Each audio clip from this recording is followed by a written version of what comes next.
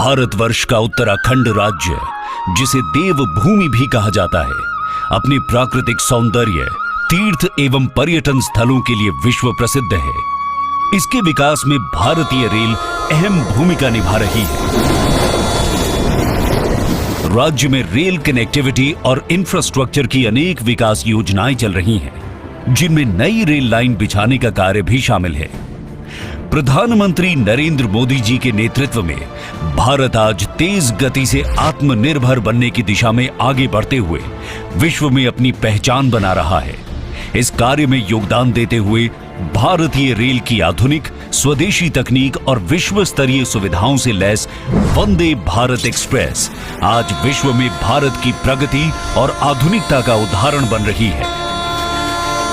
इस श्रृंखला को आगे बढ़ाते हुए माननीय प्रधानमंत्री जी देहरादून दिल्ली आनंद विहार वंदे भारत एक्सप्रेस का शुभारंभ और उत्तराखंड राज्य का रेल नेटवर्क 100% बिजलीकरण पूर्ण होने पर राष्ट्र को समर्पित कर रहे हैं। ये वंदे भारत एक्सप्रेस देवभूमि उत्तराखंड, उत्तर प्रदेश और दिल्ली के यात्रियों के लिए एक वरदान साबित होगी। इससे जहां उत्तराखंड में पर्यटन को तेज गति मिलेगी, वहीं यहां के अन्य उद्योगों और व्यापारिक गतिविधियों को प्रोत्साहन मिलेगा।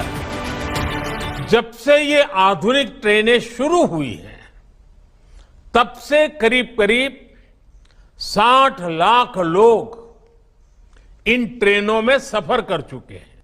मैन्युफैक्चरिंग कौशल से लेकर सुरक्षा गारंटी तक, तेज रफ्तार से लेकर खूबसूरत डिजाइन तक, वंदे भारत तमाम खूबियों से संपन्न है।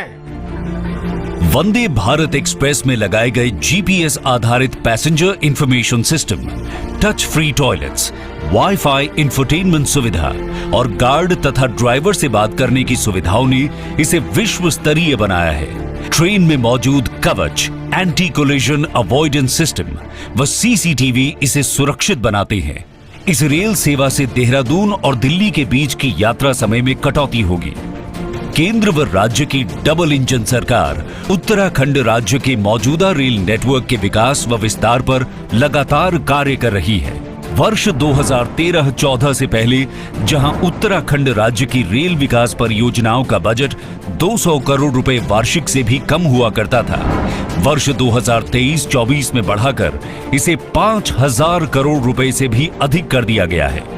पर्यावरण सुरक्षित और प्रदूषण मुक्त रहे, इसे ध्यान में रखते हुए मिशन 100% इलेक्ट्रिफिकेशन के तहत उत्तराखंड राज्य का रेल नेटवर्क पूर्णतः विद्युतीकृत कर लिया गया है।